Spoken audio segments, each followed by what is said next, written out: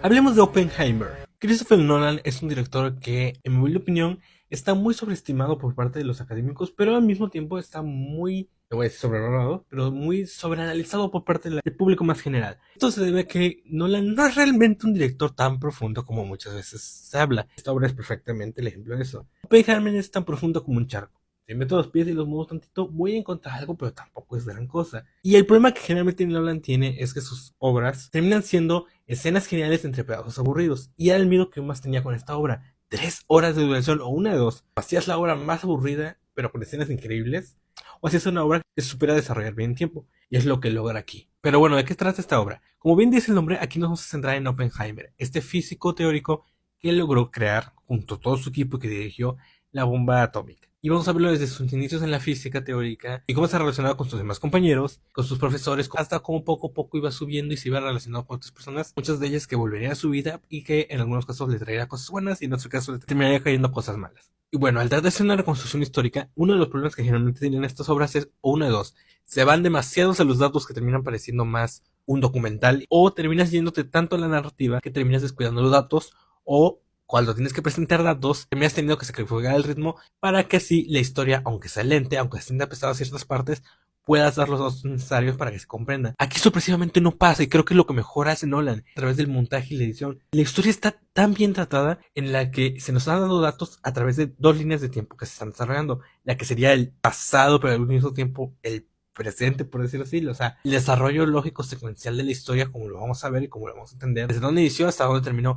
Mientras que por el lado de, y por eso se utiliza las escenas en blanco y negro, se nos presenta ya a futuro cuáles fueron las consecuencias, cierta cuestión administrativa que sufre el personaje, de darle spoiler, y cierto personaje que se le robó a Downey Jr. Tiene una relación complicada como Oppenheimer y tiene que ver bastante con esa resolución. Hay varias cosas que de verdad valen muchísimo la pena, y no solamente la historia, porque muchas veces se van a ir directo a eso. Primero que nada, la iluminación, me encanta. Cuando estamos en la parte de noche y tiene unas escenas donde se ilumina como si fuera con fuego natural, se ven preciosos. La edición y cómo va siendo intercalado entre escenas que representan lo que está explicando los personajes sobre la física. Para aquellos que no sabemos de física, pudimos más o menos darnos una idea. Si por ejemplo te están explicando un bombardeo de iones, no sé, por poner un ejemplo, porque yo no soy físico, o te están representando unas frecuencias. Otra cosa que me parece fantástica de esta película es el sonido y la música. El cómo los utilizan ambos es increíble. Representa sin duda cómo se ha de sentir una bomba. Por ejemplo, hay una escena que, sin darle spoilers, se ensordece con la música y los sonidos chillantes. Te sientes tenso, te sientes raro y de repente tienes la explosión. Esa explosión te deja sordo y después tienes el silencio.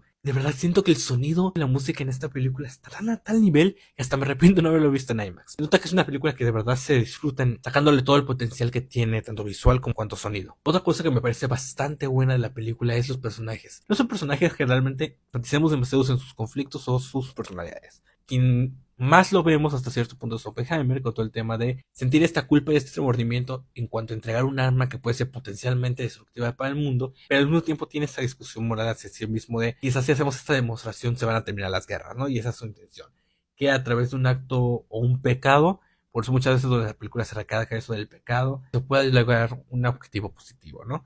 Y también se recarga eso de un pecado que termina en consecuencias negativas, que es lo que pasa con un personaje que no les quiero decir porque spoilers. Mi problema real con esta película, por lo que yo personalmente no le doy un 10, es el final. Específicamente, el diálogo relacionado al personaje de Robert Downey Jr. Con este diálogo ejemplifico porque a veces Nolan tiene ese problema en sus historias de querer ser profundo y no termina sabiendo cómo ponernos sus obras. Aquí se nota.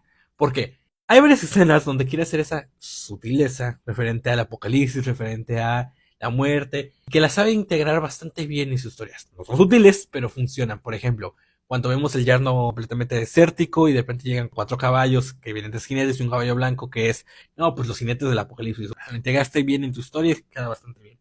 Pero después, cuando llegamos al final, y sin querer darles spoilers específicamente de lo que dice, este personaje, como te lo habían estado manejando, como se plantean las escenas, parecía más una lucha política y de ego. Ese interés por quitar a alguien que es reconocido para que a partir de ahí yo pueda marcarme un paso grande en la política o pueda marcarme un paso incluso personal, una rencilla personal. Y todo eso, si se hubiera manejado así, se hubiera quedado con algo un poquito más superficial de esta persona odiaba a la otra por como yo, por el hecho de que tenía cierta soberbia, por el hecho de yo quiero aparte llegar aquí, obviamente este es un movimiento lógico. Si se hubiera quedado ahí, en algo más superficial, hubiera funcionado mejor y hubiera terminado de cuadrar completamente con la obra. El problema es que comienza a hablar este personaje en específico de no, lo que pasa es que Oppenheimer se cree, quiere ser un mártir, quiere ser el único que se cree capaz de controlar la bomba atómica, el único capaz de poder representarla, quiere tener esa sensación moral. Todo ese diálogo que se avienta al final es la implicación de que durante toda la obra no me lo pudo meter y al final me lo quiso meter para darme esa sensación de no, estás cabrón o no,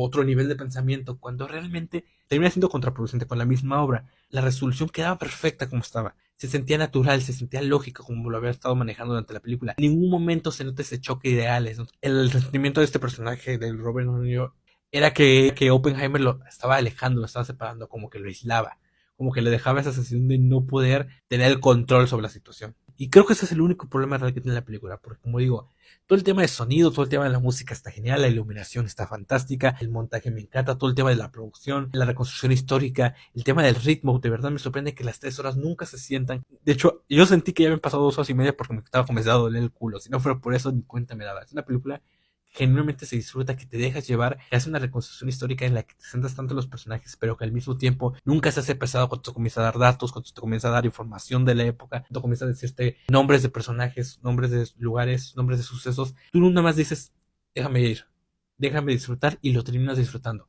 Y por eso mismo, cuando al final sale este discurso, a mí me choca tanto, porque lo había hecho perfecto. Ya nada más cerraba con todo este manejo político que estaba perfecto. ¿Vale la pena Oppenheimer? Vale mucho la pena. De verdad es una obra que tienes que ver en cines. No solo por la espectacularidad visual, sino también por lo especular del sonido.